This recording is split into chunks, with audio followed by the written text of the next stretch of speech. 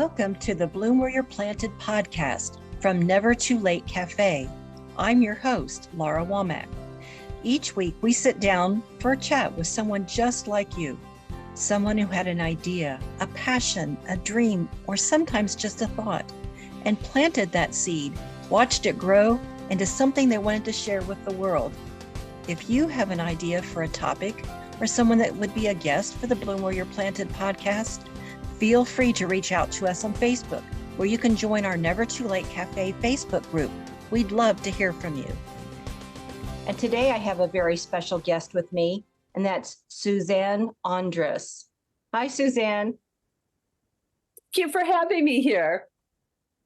So we're just going to start into your long list of things that you do and you have accomplished. And so where are you from originally? So I was born in Ohio, right? And I am living in Chagrin Falls, Ohio, in Geauga County. Now, is that where you're from originally? Yes. Mm-hmm. So you're, okay, great. So poet, educator, author, speaker, advocate. Wow, we're just going to go down the list. And so when did your interest in writing and all of this start for you?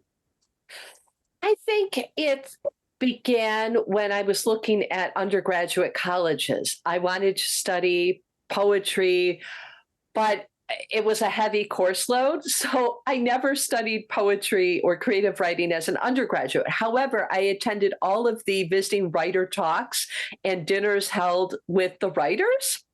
Later. Yes. And then I realized really that my passion was writing and I wanted to pursue it after I got my undergraduate degree. And I went on for a master's in creative writing.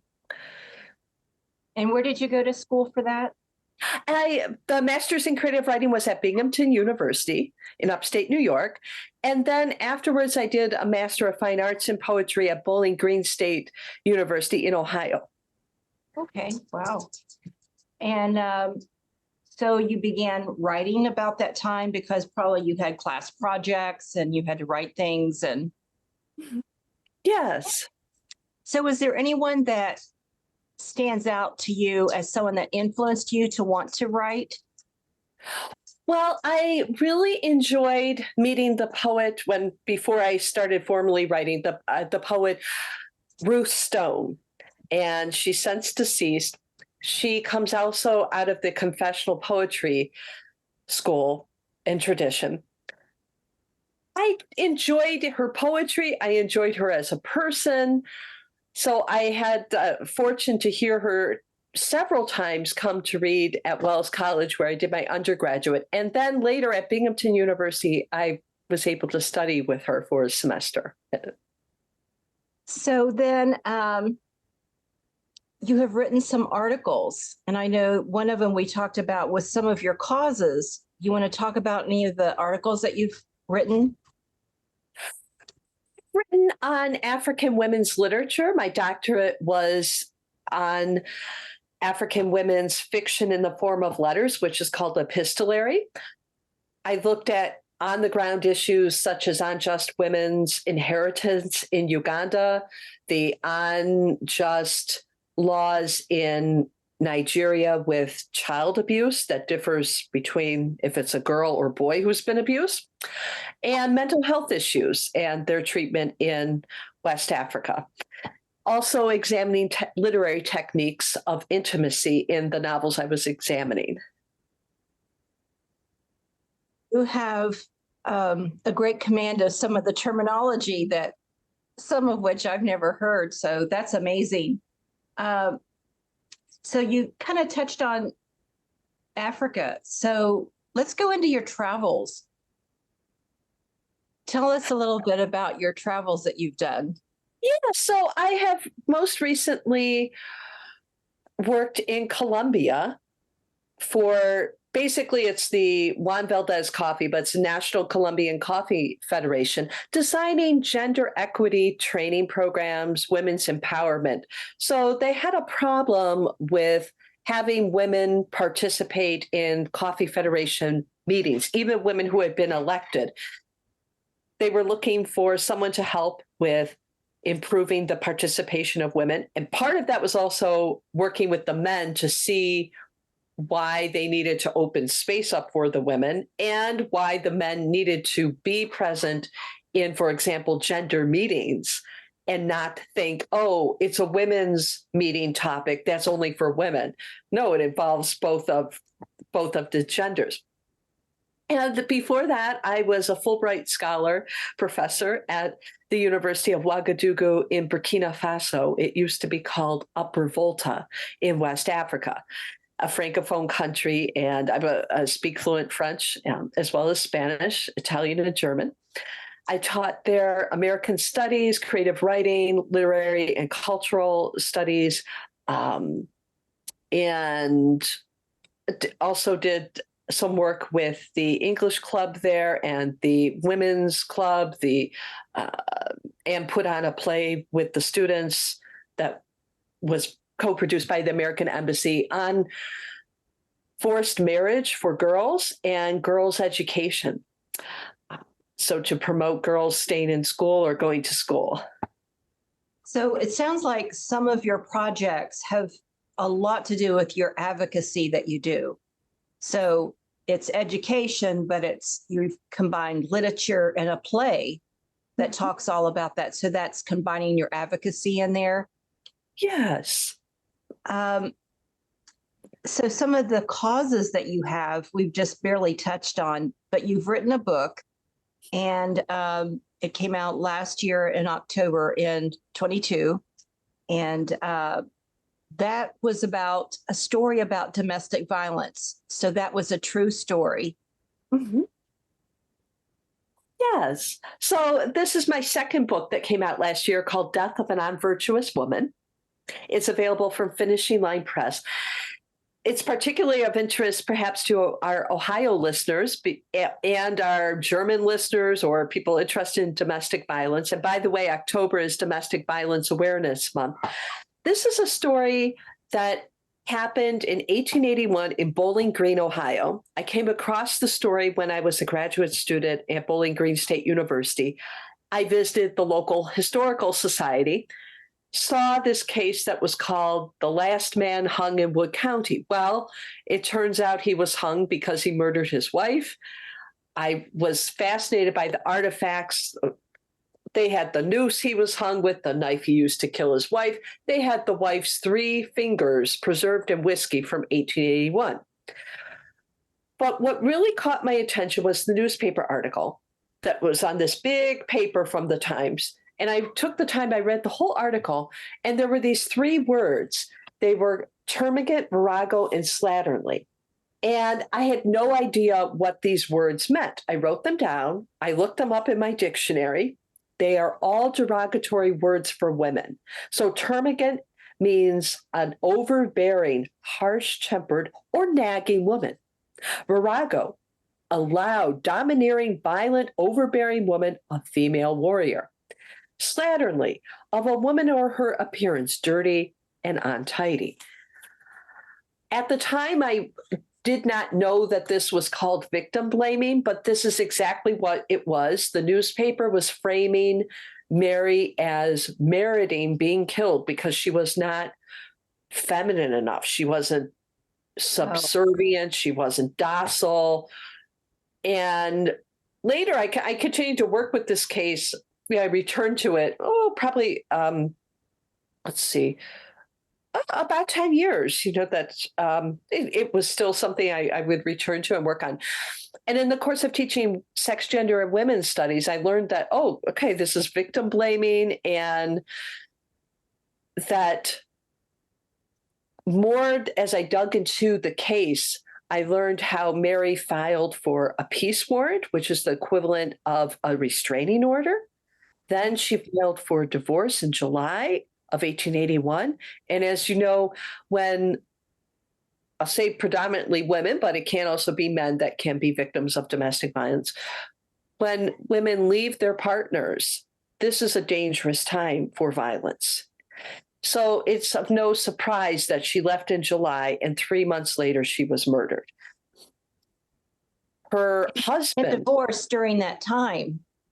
Oh, yes, that was another thing. It was phenomenal that she, number one, knew her rights, that she knew about laws, she got the help, and that these laws existed, right? And so she was one of a very few women in our state, in our nation, who was filing for divorce. So I think while it's a story of murder, it's also a story of resistance. She fought to try to keep her children together, to keep the house that she co-bought. She did not want to sell it, and her husband would beat her up to try to get her to sell the house. She's a fighter. She's a survivor. And sadly, the only reason that we know about Mary Bach is because those fingers were gathered as evidence. And although we're drawn to the gruesome things that in the book Weird Ohio, these fingers are presented as a tourist trap. Go into Bowling Green and see Mary Bach's fingers. But if we didn't have those fingers, we probably would have just forgotten about the story. And so it's good that her story still is out there. And presently, the Historical Society in Wood County has reframed the narrative as the Mary and Carl Bach story instead of its prior title as the last man hung in Wood County. So now they bring in an angle of domestic violence with local resources, and there's attention to some of the first-hand testimony at the court trials and background narrative. So it has a purpose that it's serving. And I'm hoping too with my book to be a platform for discussing domestic violence and a way for us to go forward with challenging relationships. Now, part of this became a play as well, correct? Yes. So I took about 15 poems from the book. There are about, I think, 30 poems in here. And those poems will be performed this weekend in September at Cleveland Public Theater's Pandemonium fundraising festival. So I'm very eager to see it on stage, and I hope to go forward with more performances of it. So that's Cleveland Public Theater in Cleveland, Ohio, in October 23. Yeah. So then you also have an aspect of racism that you present as something that you work towards. That's one of your causes. Yes. So was that articles or teaching? How does... This is my first book, Passion Seeds, and Passion Seeds won the Vernice Quibido Prize. Although it's predominantly a love story, it's a loosely veiled true love story between me and an African man from Burkina Faso. Of the 100 love poems, there are about 15 that address racism. Some racism in my family, some racism in America, and some internal racism within the interracial love relationship. I am inspired by poets such as Sylvia Plath and Anne Sexton, who wrote about taboo topics ranging from child abuse to depression. And here I feel that racism is a taboo topic. We want to believe in America that we're post-racial. We don't have problems with racism. I try to be courageous to examine my background, my thoughts, and to present those in a way for dialogue and to serve as a platform to open discussion on this controversial and taboo topic. Wow. So whether it's memories of things that relatives in my family said, or coming across a dictionary definition of there's a small poem I would share with you that is called Blackberry Babies. It's very short. And I was inspired by a calendar I had and the term blackberry babies. So in the poem, you'll learn what it means. Blackberry babies was the name for shame, for something so ripe that hung itself in the grabbing, the baby bump from humping before taking any vows or signing any sheets. Blackberry babies was the name used to frame coitus's illegal results with race to its name, as if only blacks would grab for something so ripe. So inspiration in many different ways.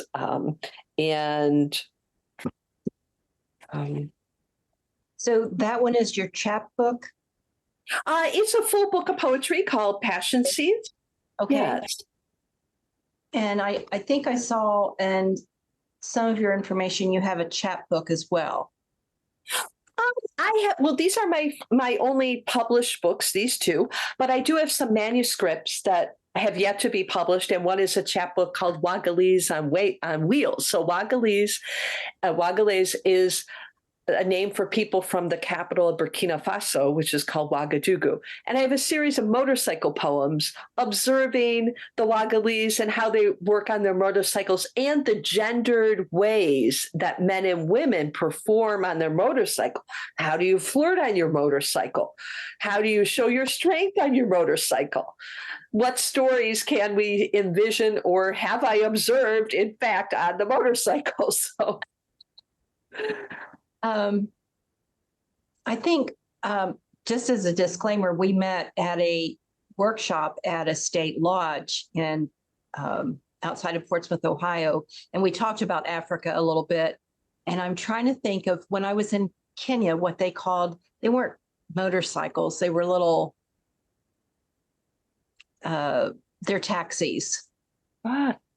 Anyway, they were like a three-wheeled taxi, and oh my goodness, they were very scary how they went in and out of traffic and just how they do that. You know, you'd be in what was supposed to be 3 lanes, there'd be 5 lanes of people. So tell me a little bit more about your nature connection, because I know that the workshop that I went to, you included some hikes. And how did you come up with, walks and hikes and nature and the literature part, combining the two? Was an Ohio artist in residence this summer at some of our Ohio state parks. And that's how Mary and Laura and I met. So as part of this assignment, I gave writing workshops that I designed, and my focus was on writing with connecting and learning about nature. How I put this program together was inspired by some nature writing I had been exposed to, and also some research I had done. So, for example, one of the programs was on walking and writing a high bun, and a high bun is a merging of a diary entry and then a haiku. And I took people on hikes, then we would stop and observe and write on the trail. And also part of my programming was educating people on nature. For example, how are trees like humans? Peter Wohlleben, a German naturalist, has written on The Secret Life of Trees. It was a New York Times bestseller.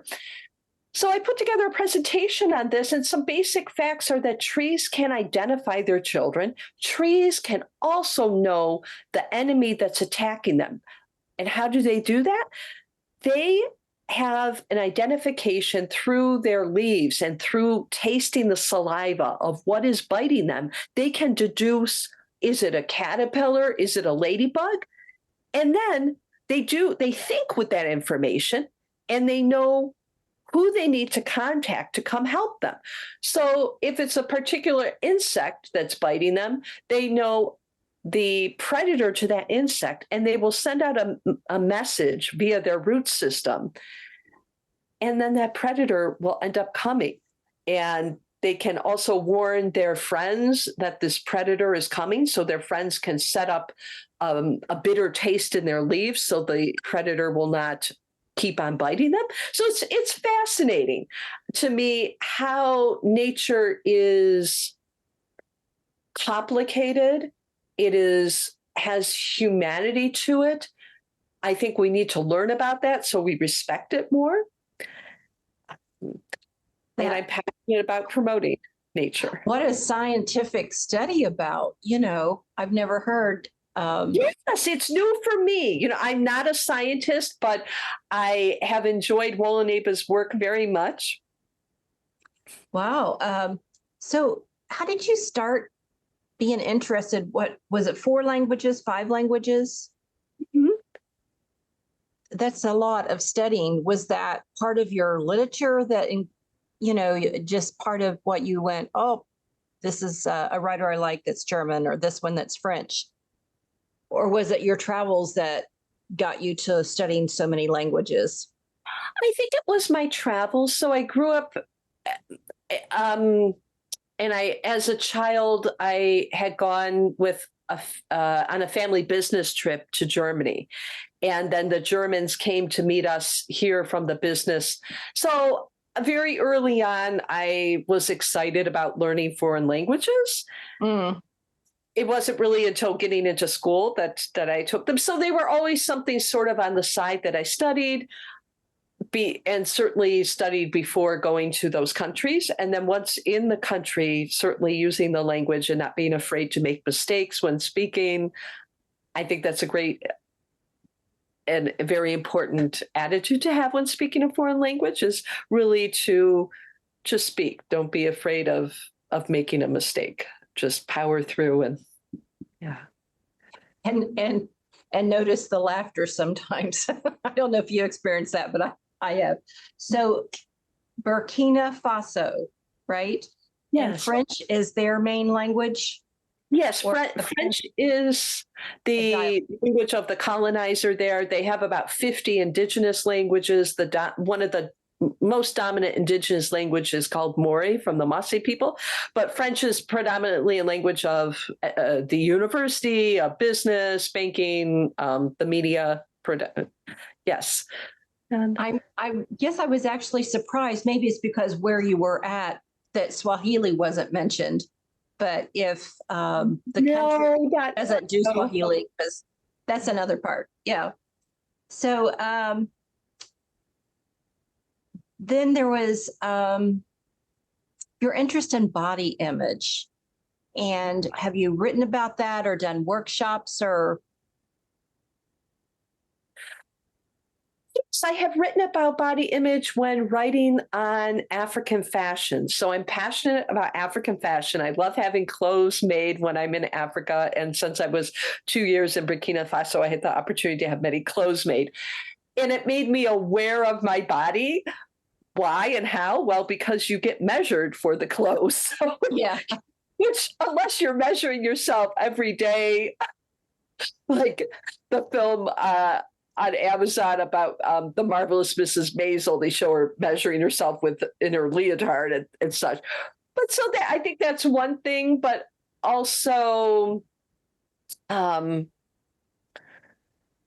being aware of the different perceptions of your body in different cultures. So a bottom is well desired in Burkina and maybe in many African countries. And for me, when I grew up in the 80s, having a flat bottom was, at least in my teenage years, was a goal. So different things of beauty and attraction, how one feels in a dress versus in pants, how that changes your perception. The power in having sways of long fabric. So wearing an African bubu, a long dress, and just that fabric hanging where your body in a way disappears, but the fabric has this power that floats around you. Mm. Yes. And it's very gracious sometimes. Yes. Did you find that there was like styles according to their era or more their culture? Oh, well, the You know, how style. trends that are, different Oh, eras. for sure, yes. So, for example, this new sort of tummy peplum is maybe been going on the last 10 years or something, but maybe 15 years ago, I don't remember seeing that. so, Okay. yes, however, something like the boo-boo is a traditional thing that you would see for the last couple hundred years, just as kind of this long square shape almost that you put your body into. So there are some things that have been maintained, and then certainly different styles that can be designed by an individual, or what is popular maybe in the West to be brought into African fashion. So you're also a speaker. Do you have like a list of topics that you're known for? Say, for instance, when you put it out there, you're going to be available for workshops or presentations. Do you have like bullet points of these are the topics you cover? I have done spoken and trained on. So between speaking and then also educating people, topics such as gender and sexual identities, domestic violence, diversity, equity, inclusion, grant writing, and women's empowerment, also men's empowerment, nonviolent communication. That's a long personal list. Development. Yes. Yes. So you have some awards as well, literary awards. Can you mention them? Sure. So it's again, the first one, it was for Passion Seeds, my first book, and it won the 2013 Bernice Quibido Prize. Okay. And it was a judged competition. And then also in that year of 2013, I won the Reed Markham Literary Prize for one single poem. Then I've won recently a couple Geauga County poetry and prose prizes. And I was runner-up a year ago for the Gordon Square Literary Journal. That's out of Cleveland, Ohio. It's a new literary journal, very wonderful. And I was runner-up for their prose